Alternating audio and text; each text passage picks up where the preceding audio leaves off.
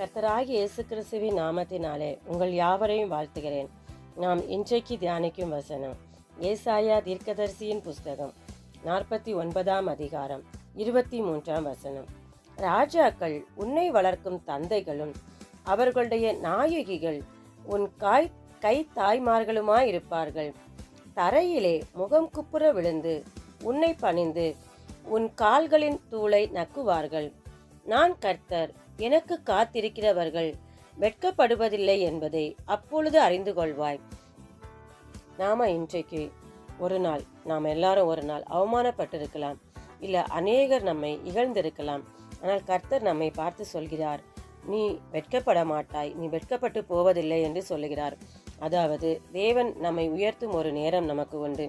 இந்த வசனம் நமக்கு ஒரு வாக்குத்தத்த வசனமாக நமக்கு கொடுக்கப்பட்டிருக்கிறது. ராஜாக்கள் உனக்கு சேவை செய்வார்கள்னா என்ன அர்த்தம்னா, நாம் இப்போது எவ்வளவு தாழ்ந்த நிலையில் இருந்தாலும் ஒரு நாள் நம்மை தேவன் உயர்த்துவார். நம்மை உயர்த்தும் போது அநேக உயர் பதவியில் இருக்கிறவங்க, உயர்ந்த ஸ்தானத்தில் இருக்கிறவங்க நம்மை பணிந்து கொள்வார்களாம். அதாவது இன்றைக்கு நம்மை மனிதர்கள் புறக்கணிக்கலாம், ஆனால் தேவன் நம்மை புறக்கணியாத தேவன்.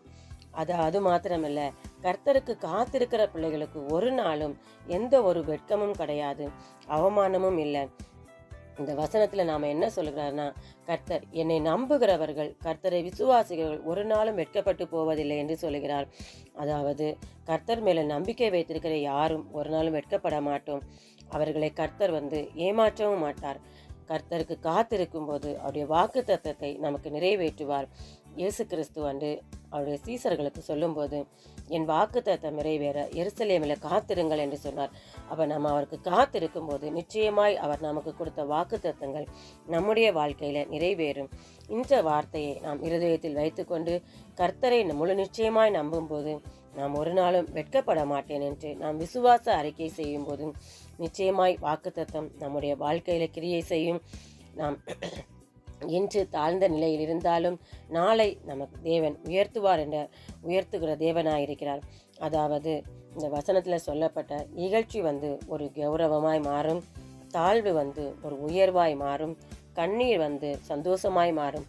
இதெல்லாம் நம் கர்த்தருக்கு காத்திருக்கும் போது நிச்சயமாய் இதையெல்லாம் கர்த்தர் மாற்றுவார்.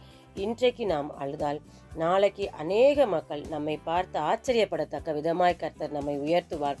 சில நேரங்களில் நம்முடைய வாழ்க்கையில் எதுவுமே மாறாதது போல இருக்கலாம். ஆனால் இந்த வசனம் நமக்கு என்ன சொல்லுகிறதுனா, நம்ம நினைக்கிற நேரத்தில் உடனடியாக நமக்கு பதில் வேண்டும் என்று நாம் நினைக்கிறோம்.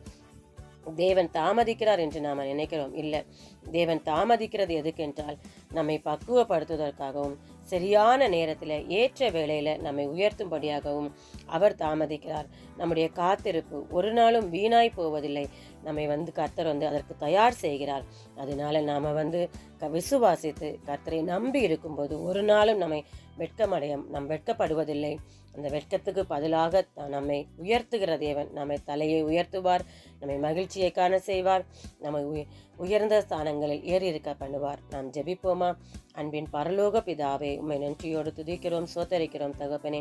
இந்த வேளையிலும் நான் கர்த்தர், எனக்கு காத்திருக்கிறவர்கள் வெட்கப்படுவதில்லை என்று சொன்ன வார்த்தையின்படி தகப்பனே, உமக்கு காத்திருக்கிற நாங்கள் வெட்கப்பட்டு போகாதபடிக்கு தேவரீர் எங்கள் வாழ்க்கையில் உள்ள எல்லா காரியங்களையும், எல்லா கண்ணீர்களையும், எல்லா தாழ்வுகளையும், எல்லா புறக்கணிப்புகளையும் தேவன் அறிந்திருக்கிறீர் தகப்பனே. இந்த நிலையில் தேவன் தாமே எல்லாவற்றையும் மாற்றி போடுமுறை நாங்கள் உம்மை நம்புகிறோம், உமக்கு காத்திருக்கிறோம். தேவன் எங்களுக்காக கிரியை செய்யும்படியாய் ஜெபிக்கிறோம். அப்படியே செய்து எங்கள் வாழ்வை மாற்றி என்று நம்புகிறோம், விசுவாசிக்கிறோம். கர்த்தராகிய இயேசு கிறிஸ்துவின் நாமத்திலே ஜெபிக்கிறோம் நல்ல பிதாவே, ஆமேன். கர்த்தர் உங்களை ஆசீர்வதிப்பாராக.